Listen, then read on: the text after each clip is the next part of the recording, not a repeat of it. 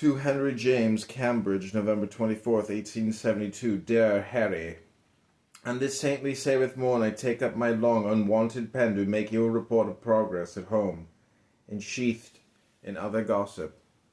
I sit at your old table facing the Lowells' empty house, which has grown to look more tumbled down than ever during the absence of the family in the country. They are still there, old Mrs. L. being sick, the double sashes just put up in front, and a sickly, mist-swathed November. Sunshine pouring through the back window on the right. I sent you today the last nation with your letter about Chambery, etc. A very delightful, light bit of work. Perhaps the best of all for commercial news purportal purposes.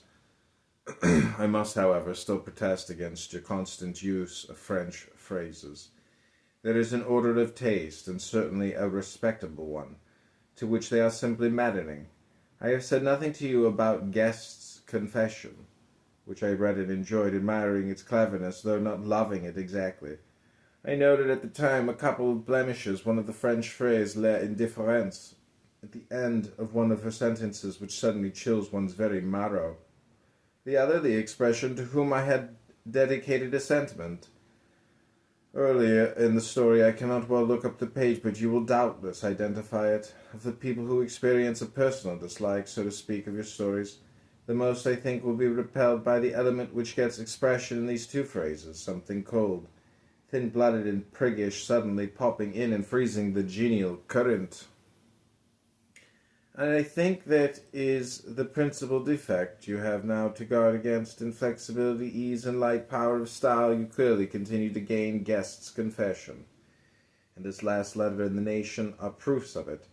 But I think you should fight shy of that note of literary reminiscence, in the midst of what ought to be pure imagination absorbed in the object, which keeps every now and then betraying itself, as in these French phrases. I criticize you so much as perhaps to seem a mere caviller, but I think it ought to be of use to you to have any detailed criticism from even a wrong judge, and you don't get much from anyone else. I meanwhile say nothing of the great delight which all your pieces give me by their insight into the shades of being, and their exquisite diction and sense of beauty and expression in the sights of the world. I still believe in your greatness as a critic, and hope you will send home something good of that kind. Alice said you were going to do Middlemarch. I have been reading with deep pleasure, though not pure pleasure, 3 chapters from Morley's forthcoming Life of Rousseau, which have appeared in the Fortnightly.